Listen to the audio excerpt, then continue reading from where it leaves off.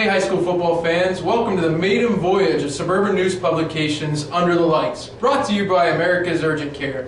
We're going to be here for the next 10 plus weeks talking about all the biggest high school football games in Central Ohio, and well, let's just go ahead and get after it. We've got one game from Friday night and then 4 games from the Herb Street Classic at Ohio Stadium taking place on Saturday and Sunday.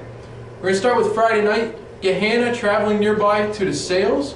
It's going to be a big game. DeSales down to Division III. They've gone 10-0 the last 2 regular seasons. And Chris, I mean, it's going to be a slobber knocker when you get a Division I power like Gahanna getting after the Stallions. You know, for years Gahanna opened their season with Mifflin. A team that was clearly lesser in talent, not nearly as good. But you take a step up when you play DeSales. DeSales is good. They're going to always be good, and it should be a good game, right? And Brian, a lot of these guys, DeSales, some of those kids are from Gahanna. There's a lot of bragging rights on the line.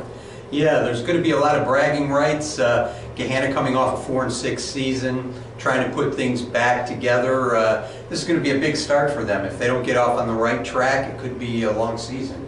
We'll move on to that Herb Street Classic at Ohio State. The first 2 games are Saturday games. The first one starting at noon Saturday. Upper Arlington against, the defending national champion, St. Thomas Aquinas out of Florida. And Brian, one guy that we know of here in Central Ohio that was on that team last year, Chris Carter's son, Duron Carter, he's at Ohio State now, not going to take part, but I think they're preseason #1. I mean, how good are these guys going to be?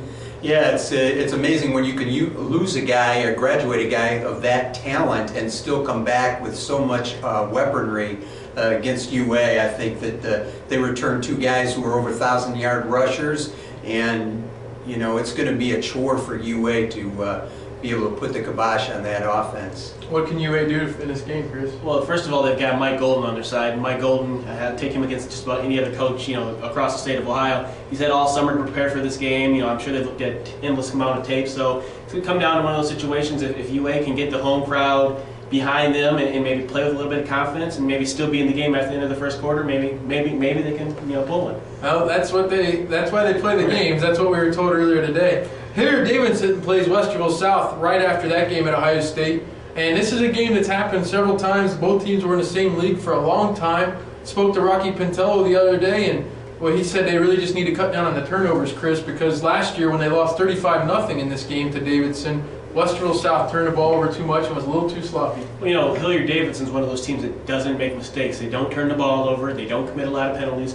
Brian White has that team always ready to go, and they return 18 to 22 starters, so they're going to be ready to play. People talk about UA and people talk about Coffman being the 2 best teams in the area, but I think at the end of the season you might be looking at Davidson and saying, hey, they're pretty good. Well, full disclosure, Brian, I think last year when we did this, I picked Westerville South to win that game, so let's turn to you and see, do you think that South has the ability now? Jonathan Jennings, the quarterback, is hurt for South, so that's a 1 strike against them already. I think it's going to be a tough thing.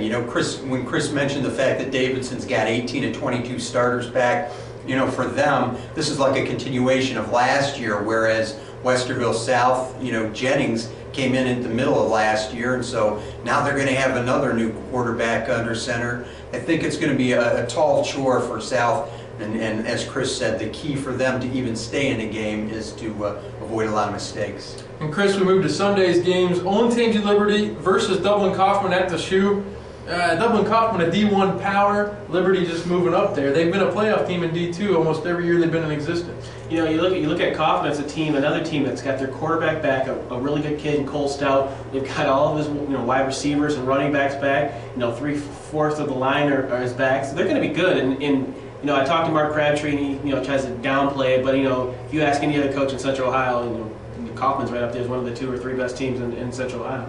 What do you think about this one, Brian? Well, I think that Liberty showed that they could play with Coffman last year. It was a 1-point loss, 7-6. I mean, it was really close. I think that I don't think they're going to come into this game intimidated, even with a high-powered quarterback like Stout for Coffman.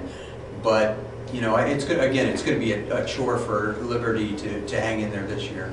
And our last game on the slate, Pickerington Central versus Orange Lutheran out of California. This is the last game of the Herb Street Classic at Ohio State. Pickerington Central graduated a lot of players from last year. It'll be a tough contest for them. Yeah, they lost the core of their players, but Pickerington Central has such a tradition of football. I don't really see them taking too much of a step down this year, but in week 1 it's going to be a little bit of an adjustment. But anytime you've got Speedy Hammond in the backfield, it's it's got to count for something. And Chris, you were telling me Lutheran is ranked up in the top 40 of the country right now, which before the season you never know how it's going to shake out, but it's definitely a talented team for the Tigers to go up against. You know what would have been great if this Orange Lutheran team could have played last year's Pickerington Central team, then we could have had a real game. But I got to imagine if the team is, returns as much as they do and they're ranked as high as they are, I think they're going to come in here and open some eyes for the Pickerington people. Well, again, that's it for this week. We're going to go ahead and do this every week. Check back with us, and we'll have every big football game every week of the season.